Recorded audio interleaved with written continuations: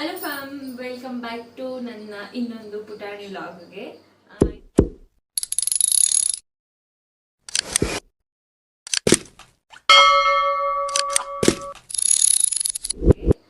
ಇದು ಸ್ಯಾಟರ್ಡೇದು ವ್ಲಾಗ್ ಆಗಿರುತ್ತೆ. ನಿನ್ನೆ ಒಂದು ವ್ಲಾಗ್ ಅಪ್ಲೋಡ್ ಮಾಡಿದ್ದೆ. ತುಂಬ ಚೆನ್ನಾಗಿ ರೆಸ್ಪಾನ್ಸ್ ಮಾಡಿದ್ದೀರಾ. ಅಕ್ಕ ಡೈಲಿ ವ್ಲಾಗ್ ಮಾಡಿ ಅಂತ ಹೇಳಿದ್ದೀರಾ. ಆದಷ್ಟು ಟ್ರೈ ಮಾಡ್ತೀನಿ. ಡೈಲಿ ವ್ಲಾಗ್ ಅಲ್ಲದೆ ಇದ್ರು ವೀಕ್ಲಿ ಒಂದು 3-4 ವ್ಲಾಗ್ ಆದರೂ ಹಾಕಕ್ಕೆ ಟ್ರೈ ಮಾಡ್ತೀನಿ. ಇವತ್ತು ಶನಿವಾರ ಇತ್ತು, ಮಾರ್ಕೆಟ್ಗೆ ಹೋಗಿದ್ದೆ. ಇವತ್ತು ಸ್ಯಾಟರ್ಡೇ ಪೂಜೆ ಸಾಮಾನೆಲ್ಲ ತರಬೇಕಾಗಿತ್ತು. ಫೋನಲ್ಲಿ ಚಾರ್ಜರ್ ಇರಲಿಲ್ಲ ಅಂದ್ಬಿಟ್ಟು ಮನೇಲೇ ಇಟ್ಬಿಟ್ಟು ಹೋಗಿದ್ದೆ. ತಂಗಿ ಆರ್ಡರ್ ಕೊಟ್ಟಿದ್ದಾಳೆ ಬಿಸಿಬೇಳೆ ಬಾತ್ ಮಾಡು ಅಂತ. ಅಲ್ಲೇನಾ ತಮ್ಮ ಕೊಟ್ಟಿರೋದು. ಅದಕ್ಕೆ ಇವತ್ತು ಬಿಸಿಬೇಳೆ ಬಾತ್ ಮಾಡ್ತಾ ಇದ್ದೀನಿ. ನಾನು ಒಂಥರ ಹೋಟೆಲ್ ಸ್ಟೈಲಲ್ಲೇ ಬಿಸಿಬೇಳೆ ಬಾತ್ ಮಾಡ್ತೀನಿ. ನಿಮಗೂ ಏನಾದರೂ ರೆಸಿಪಿ ಬೇಕಂದ್ರೆ ಕೆಳಗಡೆ ರೆಸಿಪಿ ಅಂತ ಕಾಮೆಂಟ್ ಮಾಡಿ. ನಾನು ನೆಕ್ಸ್ಟ್ ವ್ಲಾಗಲ್ಲಿ ಯಾವಾಗಾದ್ರೂ ಮಾಡಿದಾಗ ಅಪ್ಲೋಡ್ ಮಾಡ್ತೀನಿ. ರೆಸಿಪಿನ ನಿಮಗೂ ತೋರಿಸ್ತೀನಿ. ನೋಡು, ಎಲ್ರಿಗೂ ಹೇಳು welcome back to my YouTube channel ಅಂತ. ನೀನು ಹೇಳ್ತೀಯಲ್ಲ, ಹೇಳು welcome back to my YouTube channel ಅನ್ನು. ಯಾಕೆ ನಿನಗೆ ನಾಚಿಕೆನಾ? ಇರ್ಲಿ, ಹೇಳು. ತಗೊಳ್ಳೆ ಕಾಫಿ ತಗೋ. ನಿಂಗೆ ನೆನಪಿದ್ಯಾ ನನಗೆ ನಾನು ಡೆಲಿವರಿ ಆಗಿ ಬಂದಾಗಿಂದ ಎಷ್ಟು ಸರಿ ನನಗೆ ಕಾಫಿ ಮಾಡಿಕೊಟ್ಟಿದ್ಯಾ ಅಂದ್ಬಿಟ್ಟು ನೆನಪಾಯ್ತಾ ನಿನಗೆ? 2 ದಿನ ನಾನು ಹಾಸ್ಪಿಟ್ಲಿಂದ ಬಂದು 2 ದಿನ ತಾನೇ ನನಗೆ ಕಾಫಿ ಮಾಡಿಕೊಟ್ಟಿದ್ದು. Welcome back. ಇವಾಗ ನೋಡು, ಮೂಗ್ ಮೇಲೆ ಗಾಯ ನೋಡು. ಏನೋ ಹೇಳ್ಬೇಕು ಅನ್ಕೊಂಡೆ. ಅಷ್ಟೊತ್ತು ಹೇಳು, 2 ದಿನ. ಯಾಕೆ ನೀನು ಕಾಫಿ ಮಾಡಲ್ಲ ಹೇಳು? ಕುಡಿಯಲ್ಲ, ಚೆನ್ನಾಗಿರಲ್ಲ ನೀನು ಮಾಡೋ ಕಾಫಿ. ಅಂದ್ರೆ ನೀನು ಚೆನ್ನಾಗಿ ಮಾಡ್ತೀಯ, ನಾನು ಕುಡಿಯಲ್ಲ, ಅದಕ್ಕೆ. ಹೇಳು ಜನ, ಏನು ಹೇಳಿ ಇವಾಗ? ಹೇಳು ಹಾಯ್ ಫ್ರೆಂಡ್ಸ್ ಅಂತೆ. ಹೇಳು ಹಾಯ್ ಫ್ರೆಂಡ್ಸ್, ವೆಲ್ಕಮ್ ಬ್ಯಾಕ್. ನೋಡಿ, ನನ್ನ ಮೂಗ್ ಮೇಲೆ ಒಂದು ಸೊಳ್ಳೆ ಕಚ್ಚಿಬಿಟ್ಟಿದೆ. ಆ ಸೊಳ್ಳೆ ಕಚ್ಚಿ ಗಾಯ ಆಗೋಗಿದೆ ಮೂಗು. ಅದಕ್ಕೆ ನನಗೆ ನಾಚಿಕೆ ಆಗಿ ನನ್ನ ಮುಖನ ತೋರಿಸಲ್ಲ ತಾನೇ. ಜನ ನಿನ್ನ ಗಾಡಿದು ವ್ಲಾಗ್ ಮಾಡಿ ಅಂತಾರೆ, ಎಲ್ಲರೂ ತೋರಿಸ್ತೀಯಾ? ಗಾಡಿ ತೋರಿಸ್ತೀಯಾ ನೆಕ್ಸ್ಟ್ ವ್ಲಾಗಲ್ಲಿ ನಿಂದು? ಓಪನ್ ಮಾಡಿಬಿಟ್ಟು ಗಾಡಿ ತೋರಿಸ್ತೀಯಮ್ಮ? ಹೇಳು, ಗಾಡಿ ತೋರಿಸ್ತೀಯಾ? ತೋರಿಸಲ್ಲ, ನಾಚಿಕೆನಾ?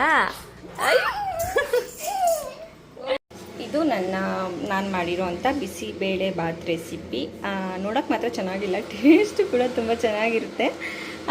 ಯಾರಿಗಾದರೂ ಬಿಸಿಬೇಳೆ ಬಾತ್ ರೆಸಿಪಿ ಬೇಕು ಅಂದರೆ ನಾನು ಅಪ್ಕಮಿಂಗ್ ವ್ಲಾಗ್ಸಲ್ಲಿ ಕುಕ್ಕಿಂಗ್ ರಿಲೇಟೆಡ್ ವಿಡಿಯೋಗಳನ್ನ ಮಾಡ್ತೀನಿ, ಅದರಲ್ಲಿ ಶೇರ್ ಮಾಡ್ತೀನಿ. ಪ್ಲೀಸ್ ನೋಡಿ. ನೋಡೋ ಚಿನ್ನಿ, ನೀನು ಒಬ್ಬನೇ ಫ್ರೀಯಾಗಿರ್ತಾ ಇದ್ದೆ ಅಲ್ಲ, ಆರಾಮಾಗಿ ಟಿ ವಿ ನೋಡಿಕೊಂಡು. ಆ ಟೈಮ್ನೆಲ್ಲ ಮಿಸ್ ಮಾಡ್ಕೊತೀಯ ಇವಾಗ. ಜಾನು ನಿಡ್ಕೋ, ಪಾಪುನ ತೂಗು.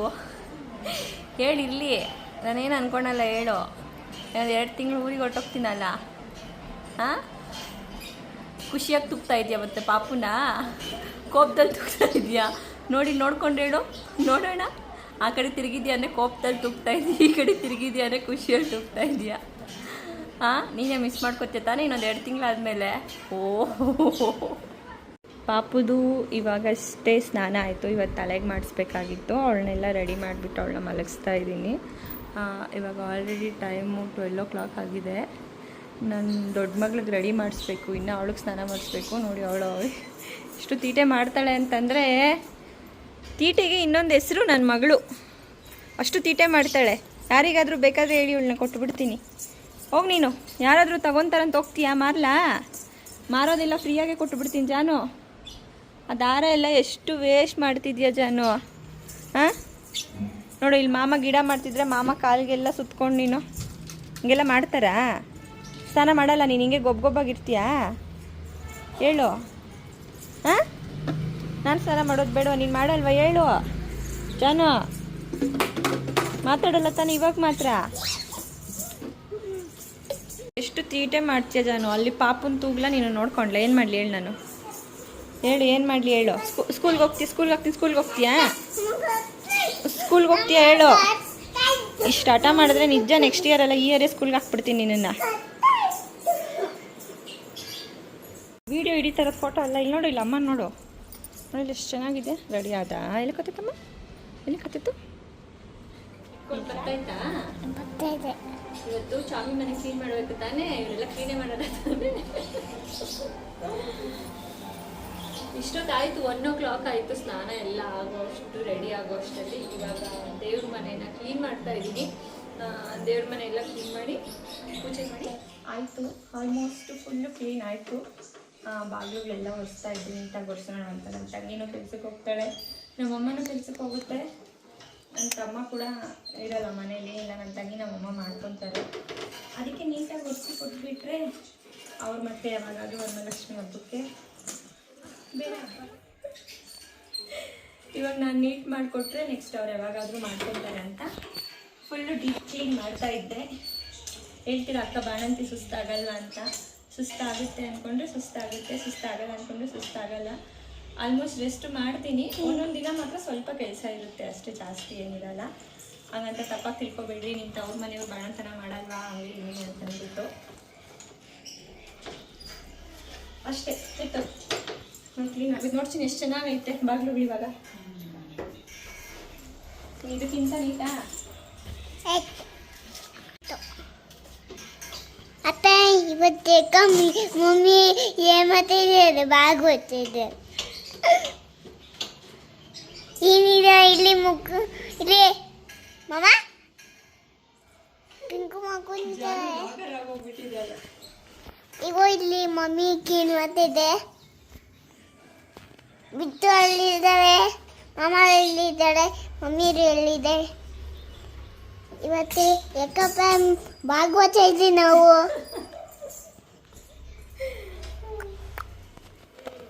ಇರು ಸತ್ತೀನಿ. ಪೂಜೆ ಮಾಡೋದು, ಅಡುಗೆ ಮಾಡೋದು ಎಲ್ಲ ತುಂಬ ಈಸಿ. ಹಿಂಗೆ ದೇವ್ರ ಸಾಮಾನೆಲ್ಲ ಒಂದೇ ದಿನ ತೊಳೆದು ಕ್ಲೀನಿಂಗ್ ಮಾಡಿ ದೀಪ ಹಂಚೋದು ತುಂಬ ಕಷ್ಟ. ಅದು ಮತ್ತೆ ಮನೆಯಿಂದಲೂ ನಂಗೆ ಅಭ್ಯಾಸ ಆಗಿ ಬಂದಿರಲಿಲ್ಲ, ಹಾಗಾಗಿ ತುಂಬ ಸ್ವಲ್ಪ ಸುಸ್ತಾಗೋಗ್ಬಿಟ್ಟಿದೆ. ಜಾನು ಕ್ಲೀನಾಗಿ ಇಟ್ಕೋತಾ ಇದ್ದೆ ಜಾನು.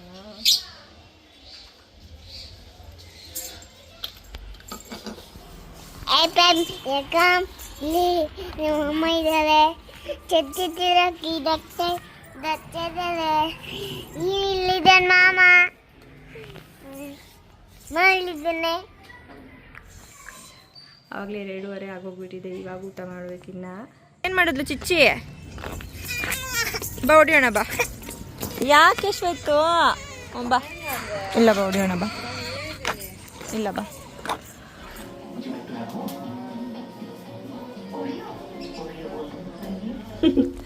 ಜಾನು ರೋಗ ಜಾನು. ಪೂಜೆ ಮಾಡುವಾಗ ನಮ್ಮ ಜಾನು ಡಿಸ್ಟರ್ಬ್ ಮಾಡ್ತಿದ್ಲು ಅಂತ ಅಂದ್ಬಿಟ್ಟು ವಾಯ್ಸ್ ಕೊಡೋಕ್ಕಾಗಲಿಲ್ಲ. ನಾವು ಈ ಮನೆಗೆ ಬಂದಾಗಿಂದ ನಾವು ಹಳೆ ಮನೇಲಿದ್ದಾಗ ದೇವ್ರ ಮನೆ ಇರಲಿಲ್ಲ. ನಂಗೆ ತುಂಬ ಆಸೆ ಇತ್ತು, ಇನ್ನೊಂದು ಸರಿ ನಮ್ಮಮ್ಮವ್ರ ಮನೆ ಖಾಲಿ ಮಾಡಿದ್ರೆ ದೇವ್ರ ಮನೆ ಇರಬೇಕು, ಚೆನ್ನಾಗಿರುತ್ತೆ ಪೂಜೆ ಮಾಡೋಕ್ಕೆಲ್ಲ ಅಂತ. ಆದರೂ ನಾವು ದೇವ್ರ ಮನೆಗೆ ದೊಡ್ಡದು ವೆಂಕಟರಮಣ ಸ್ವಾಮಿ ಫೋಟೋ ಇಡಬೇಕು ಅಂತ ಅಂದ್ಕೊಂಡಿದ್ರಿ. ಆದರೆ ಆಗಿರಲಿಲ್ಲ. ನನ್ನ ತಮ್ಮ ತಿರುಪತಿಗೆ ಹೋಗಿದ್ದ, ಲಾಸ್ಟು ಒಂದು 1 ಮಂತ್ ಬ್ಯಾಕ್ ಹೋಗಿದ್ದ. ಅಲ್ಲಿ ದೊಡ್ಡದು ತರಬೇಕು ಅಂದ್ಕೊಂಡ. ಬಟ್ ಅವನು ಹೋದಾಗ ಮಳೆ ಟೈಮ್ ಇದ್ದಿರೋದ್ರಿಂದ ಅವನು ಅದೆಲ್ಲ ತೊಗೊಂಡು ಬರೋಕ್ಕಾಗಲಿಲ್ಲ ಅಷ್ಟು ದೂರದಿಂದ. ಮತ್ತು ಗಾಜಿಂದು ಏನಾದರೂ ಹೊಡೆದೋಗುತ್ತೆ ಅಂದ್ಬಿಟ್ಟು ಇಷ್ಟು ಚಿಕ್ಕ ಫೋಟೋನ ಆ ತಿರುಪತಿಯಿಂದ ತಂದಿರೋದಕ್ಕೆ ಈ ಫೋಟೋನ ಇಟ್ಟು ಇನ್ನೂ ಪೂಜೆ ಮಾಡ್ತಾಯಿದ್ದೀರಿ. ನಾನು ಹೇಳ್ತಾ ಇದ್ದೆ ಇದೇ ಫೋಟೋನ ಎತ್ತಿ ಫ್ರೇಮ್ ಹಾಕ್ಸು, ಲೈಟಿಂಗ್ಸ್ ಬರೋ ಥರ ಚೆನ್ನಾಗಿರುತ್ತೆ ಅಂದರೆ, ಇಲ್ಲ ನಾನು ಬೇರೆ ಥರನೇ ಹೇಳಿದ್ದೀನಿ ಅಂತ ಹೇಳ್ತಾ ಇದ್ದ. ಎಷ್ಟೇ ಆಗಲಿ ಇದು ನನ್ನ ತವ್ರ ಮನೆ ಅಲ್ಲ, ಅವ್ರಿಗೆ ಹೆಂಗೆ ಬೇಕೋ ಹಂಗೆ ಇಟ್ಕೊಳ್ಳಿ ಅಂತಂದ್ಬಿಟ್ಟು ನಾನು ಸುಮ್ಮನೆ ಆಗ್ತೀನಿ. ಎವ್ರಿ ಸ್ಯಾಟರ್ಡೆ ನಾನು ಲಾಸ್ಟ್ ಜೂನ್ ಟೈಮಲ್ಲಿ ತಿರುಪತಿಗೆ ಹೋಗಿ ಬಂದಿದ್ದು. ತಿರುಪತಿಗೆ ಹೋಗಿ ಬಂದಾಗಿಂದ ಎವ್ರಿ ಸ್ಯಾಟರ್ಡೆ ಪೂಜೆ ಮಾಡೇ ಮಾಡ್ತೀನಿ ಮನೇಲಿ. ಅದು ಎಂಥದ್ದೇ ನನಗೆ ಹುಷಾರಿಲ್ಲದೆ ಇರ್ಬೋದು, ಇಲ್ಲ ನಾನು ಪ್ರೆಗ್ನೆಂಟ್ ಆದಾಗಿಂದನೂ ಅಷ್ಟೇ, ನಾನು ಹೋಗಿ ಬಂದಾಗಿಂದನೂ ಆ ದೇವ್ರನ್ನ ಪೂಜಿಸ್ತಾನೇ ಇದ್ದೀನಿ. ಆ ದೇವರು ನನಗೆ ಏನಾದರೂ ಕೊಡದೇ ಇದ್ರೂ ನಾನು ಯಾಕೆ ಕೊಟ್ಟಿಲ್ಲ ಅಂತ ನಾನು ಯಾವತ್ತೂ ಆ ದೇವ್ರನ್ನ ಕೇಳ್ಕೊಂಡಿಲ್ಲ. ಯಾಕಂದರೆ ಏನು ಕೊಡಬಾರ್ದು ಅಂದ್ಕೊಂಡಿರುತ್ತೆ ಆ ದೇವ್ರಿಗೆ ಗೊತ್ತಿರುತ್ತೆ ಯಾಕೆ ಇದನ್ನು ಕೊಡಬಾರ್ದು ಅಂತ. ಹಾಗಾಗಿ ನಾನು ಕೊಟ್ಟರು ಕೊಡದೇ ಇದ್ದರೂ ಅದೆಲ್ಲ ದೇವ್ರ ಪ್ರಸಾದ ಅಂತಲೇ ಅಂದ್ಕೊತೀನಿ. ಯಾವತ್ತೂ ಯಾಕಪ್ಪ ನಾನು ಕೊಟ್ಟಿಲ್ಲ ಅಂತಂದ್ಬಿಟ್ಟು ನಾನು ನೋವು ಪಟ್ಟಿಲ್ಲ. ತುಂಬ ಜನನೂ ಅಷ್ಟೇ ನನಗೆ 2ನೇ ಪಾಪು ಹೆಣ್ಮಗು ಆದಾಗ ನಾನು ಒಂದು ಸ್ವಲ್ಪ ಸ್ಟೋರಿ ಎಲ್ಲ ಹಾಕ್ತಿದ್ದೆ ಇನ್ಸ್ಟಾಗ್ರಾಮಲ್ಲಿ. ತುಂಬ ಚೆನ್ನಾಗಿ ಹೇಳ್ತಿದ್ರಿ, ಯಾಕಕ್ಕ ಹೆಣ್ಮಗು ಆಯಿತು ಅಂತಲೇ ನೀವೇನಾದರೂ ಈ ಥರ ಹಾಕ್ತಿದ್ದೀರಾ ಸ್ಟೇಟಸ್ಸು ಸ್ಟೋರಿ. ಆ ಥರ ಏನೂ ಇಲ್ಲ, ಹೆಣ್ಮಗು ಆಯಿತು ಅಂತಲೇ ನಾನು ಆ ದೇವರಿಗೆ ಬಿಟ್ಬಿಟ್ಟಿದ್ದೆ. ಯಾವ್ದು ಕೊಟ್ಟರು ನಮ್ಮ ಜಾನು ಜೊತೆಗೆ ಇನ್ನೊಂದು ಪಾಪು ಬೇಕು ಅಂದ್ಕೊಂಡಿದ್ರೆ ಹೊರತು ಗಂಡೆ ಬೇಕು ಎಣ್ಣೆ ಬೇಕು ಅಂತ ಅಂದ್ಕೊಂಡಿರಲಿಲ್ಲ. ಹಾಗಾಗಿ ನಾನು ಯಾವತ್ತೂ ಆ ಥರ ಸ್ಟೇಟಸ್ಸು ಸ್ಟೋರಿ ಹಾಕಿಲ್ಲ. ಬಟ್ ನಾನು ಆ ಟೈಮಲ್ಲಿ ಏನಾದರೂ ನನ್ನ ಮೂಡ್ ಸ್ವಿಂಗ್ಸಿಂದ ನಾನು ಏನಾದರೂ ಸ್ಟೇಟಸ್ ಹಾಕಿರ್ತೀನಿ, ನೀವು ಅದನ್ನೇ ನೋಡಿ ಹೆಣ್ಮಗು ಆಗಿರೋದಕ್ಕೆ ಹಿಂಗೆಲ್ಲ ಆಗ್ತಿದ್ದಾರೆ ಅಂತಂದ್ಬಿಟ್ಟು ನೀವು ಅಂದ್ಕೊಂಡಿದ್ರೆ ಅದಕ್ಕೆ ಏನು ರೆಸ್ಪಾನ್ಸ್ ಮಾಡಬೇಕು ಅಂತ ಗೊತ್ತಿಲ್ದಿರ ನಾನು ಯಾರಿಗೂ ಕಾಮೆಂಟಿಗೆ ರಿಪ್ಲೈ ಕೊಡೋಕ್ಕೆ ಹೋಗಿರಲಿಲ್ಲ. ಇದು ನಂದು ಪುಟಾಣಿದು ಒಂದು ಮೈಕ್ ಅಂತ ಹೇಳ್ಬೋದು. ನಮ್ಮ ಯಜಮಾನ್ರು ನೀನು ಏನಾದರೂ ಮಾಡಬೇಕು ಅಂತಂದರೆ ಫಸ್ಟು ಅದಕ್ಕೆ ಒಂದು ಸಣ್ಣ ಹೆಲ್ಪ್ ನಂದೇ ಇರಲಿ ಅಂತಂದ್ಬಿಟ್ಟು ಈ ಒಂದು ಮೈಕ್ನ ಆರ್ಡ್ರ್ ಮಾಡಿ ಕೊಟ್ಟಿದ್ದರು. ನನಗೆ ತುಂಬ ಖುಷಿ ಆಯಿತು. ಯಾಕಂದರೆ ನಾನಿವಾಗ ಪಾಪು ಇದೆ, ನಾನೇನು ಮಾಡೋಕ್ಕಾಗದೇ ಇರೋ ಪರಿಸ್ಥಿತಿಯಲ್ಲಿದ್ದೀನಿ. ಯಾಕಂದರೆ ನನ್ನ ಪಾಪುಗಿನ್ನ ಇವಾಗ 3.5 ಮಂತ್ಸು. ಆದರೂ ಅವರು ನೀನೇನಾದರೂ ಒಂದು ಮಾಡು, ನಾನು ಇರ್ತೀನಿ ನೀನು ಸಪೋರ್ಟ್ಗೆ ಅಂದ್ಬಿಟ್ಟು ನನಗೆ ಹೆಲ್ಪ್ ಮಾಡ್ತಿದ್ದಾರಲ್ವ, ಅವರ ಸಪೋರ್ಟು ದೇವರ ಆಶೀರ್ವಾದ. ಹಾಗೆ ನಿಮ್ಮೆಲ್ಲರ ಸಪೋರ್ಟ್ ಇದ್ರೇ ನಾನು ಏನಾದರೂ ಒಂದು ಮಾಡೋಕ್ಕಾಗುತ್ತೆ ಅಂತ ನಾನು ಖಂಡಿತವಾಗ್ಲೂ ಹೇಳೋಕ್ಕೆ ಇಷ್ಟಪಡ್ತೀನಿ. ದೇವರ ಆಶೀರ್ವಾದ ಜೊತೆಗೆ ನಿಮ್ಮೆಲ್ಲರೂ ಸಪೋರ್ಟ್ ಇದ್ದರೆ ಮಾತ್ರ ನಾನು ಏನಾದರೂ ಒಂದು ಅಚೀವ್ ಮಾಡೋಕ್ಕಾಗುತ್ತೆ. ಇದಂತೂ ಸತ್ಯ ಅಂತಲೇ ಹೇಳ್ಬೋದು. ಜನು ಬಾ, ಜನು ಇದು ಓಪನ್ ಮಾಡಬೇಕಿತ್ತು, ಓಪನ್ ಮಾಡಿದ್ರಿ. ಕನೆಕ್ಟ್ ಮಾಡಿ ನೋಡಬೇಕು.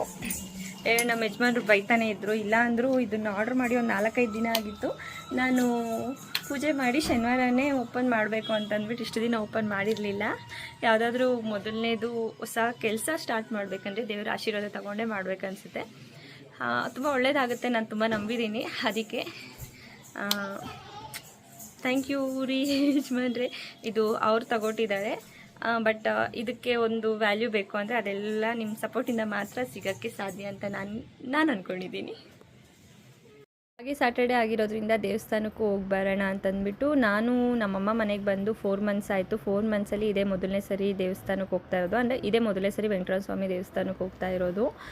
ಹೋಗಿ ಅರ್ಚನೆ ಎಲ್ಲ ಮಾಡಿಸ್ಕೊಂಡು ಬಂದೆ. ಹಾಗೆ ನಮ್ಮ ಜಾನು ಎಲ್ಲೋದ್ರೂ ಅವಳು ಮಾಡೋ ತೀಟೆಗಳು ಮಾತ್ರ ನಿಲ್ಲಿಸಲ್ಲ. ಹೇಳ್ತೀರಾ ಎಷ್ಟು ಸೈಲೆಂಟ್ ಅಕ್ಕ ಜಾನು ಅಂತಂದ್ಬಿಟ್ಟು ಅವಳು ಮಾಡೋ ಕೆಲಸಗಳನ್ನ ಸರಿ ಲಾಗ್ ಮಾಡಾಕ್ತೀನಿ. ನೋಡಿ ಫ್ರೆಂಡ್ಸ್, ನೋಡಿ ಫ್ಯಾಮ್, ನಾನು ಯಾವಾಗಲೂ ನಾನು ಮಾಡಿರ್ತೀನಿ, ತಿಂತಾ ಇರ್ತಾಳೆ. ನೀನೇ ಊಟ ಮಾಡಿಸ್ಬೇಕು, ನೀನು ಯಾಕೆ ಊಟ ಮಾಡೋಣ?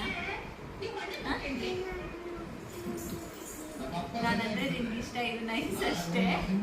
ಯಾಕೆ ಕೇಳ್ತಾರೆ ಇಷ್ಟು ದೊಡ್ಡವಳಾದ್ರು ಜಾನುನೇ ಊಟ ಮಾಡ್ಬೇಕಾ ಇನ್ನ ಅಂತ ಹೇಳ್ತಾರೆ. ಯಾಕೆ ನಿನ್ನ ಊಟ ಮಾಡಬೇಕು ಈ ಸಲ ನಮ್ಮ ಹೇಳು ಅವ್ರಿಗೆ. ಇನ್ನೊಂದ್ಸರಿ ಹೇಳ್ತೀನಿ, ಇನ್ನೊಂದು ಬ್ಲಾಗಲ್ಲಿ ಹೇಳ್ತೀನಿ ಅಂತ. ಗುಡ್ ನೈಟ್ ಹೇಳ್ಬೇಡಿ, ಕುತ್ತ ಕೊಟ್ಬಿಡಮ್ಮ. ಕ್ಲೀನಾಗಿ ಹೇಳ್ಬೇಕು ಹೋಗಿಲ್ಲ ಅವ್ರಿಗೆಲ್ಲ ನೀನಂದ್ರೆ ಇಷ್ಟ ಅಂತ ಕುತ್ತ ಕೊಟ್ಬಿಟ್ಟು ಟೈಮ್ ಕೊಟ್ಬಿಡು. ಗುಡ್ ನೈಟ್ ಅನ್ನು ಬಾಯ್.